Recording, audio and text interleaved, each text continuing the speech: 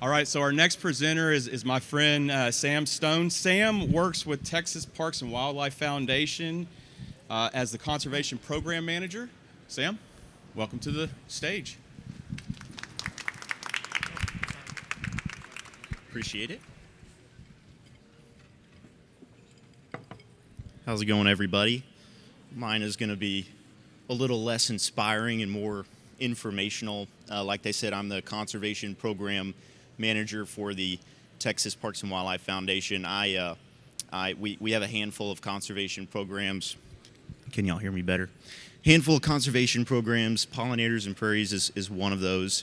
It is a collaborative initiative that launched in late 2024 to with the idea of conserving native pollinators and prairie ecosystems. So we're bringing together a variety of nonprofits, the Texas Parks and Wildlife Department, and some corporate sponsors to address pollinators and prairies conservation in Texas. It's unique because while there's a lot of programs and organizations in the state and in this country that support conservation, that indirectly support pollinators, this program is specifically geared towards, is specifically designed for that purpose. So it's unique. Just a quick background on the conservation issue itself. Bees, butterflies, moths, among bats and birds, are responsible for pollinating 85% of the flowering plants on planet Earth. 1 in 3 bites of food we take is thanks to pollinators. The point, and Texas is losing 1,000 acres a day to development, roughly. So what I'm trying to highlight is that pollinators are very important. They have a direct, tangible impact on our economy, on our food supply, on our lives. So back to the program itself. There's a few key buckets of initiatives by the foundation, the first of which is large-scale restoration. So that involves engaging landowners, stakeholders to restore lands, those private lands, with pollinators and prairies in mind. The second being outreach. So we want to encourage awareness of pollinator conservation and an appreciation of native plants.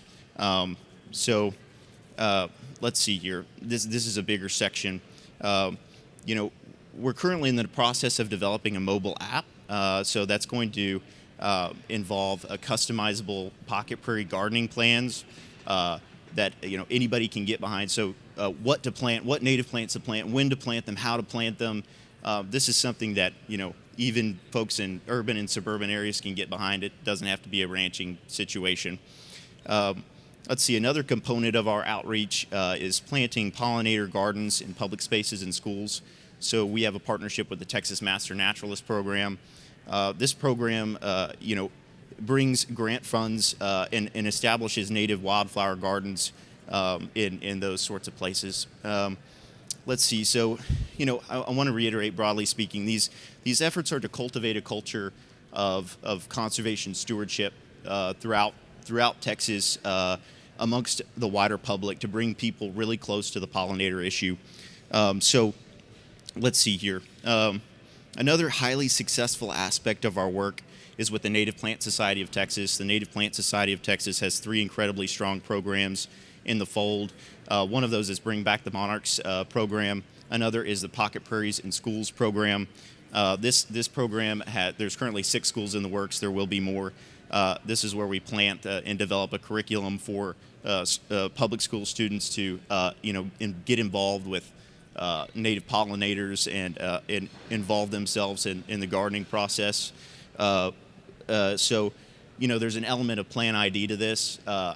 That's part of my background. It was enormously helpful for me, very educational.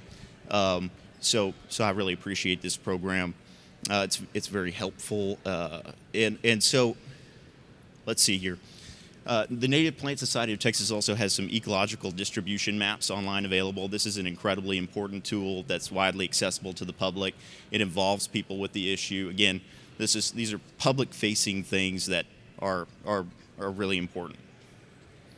I want to make sure I'm not forgetting anything here. So we're also partners with the Texas Wildlife Association, the Texas the Native Prairie Association of Texas, the Lady Bird Johnson Wildflower Center, and that kind of brings me to my last section here, which is research. So,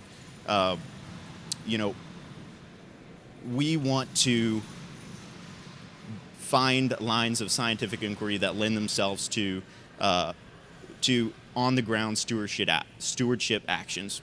One of the most exciting ones right now is Darwin's bee dogs. These are trained German short-haired pointers that go out into the field, and they are able to sniff and detect the nests of native pollinators. I think of two native bee species that are of great conservation concern. The variable cuckoo bumblebee is one of those.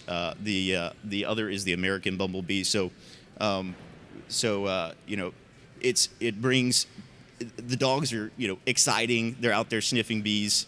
We're excited about this program too. So anyway, I think that's all I've got for y'all today. I really appreciate it, and hopefully y'all enjoyed hearing about some of our pollinator work. Thanks.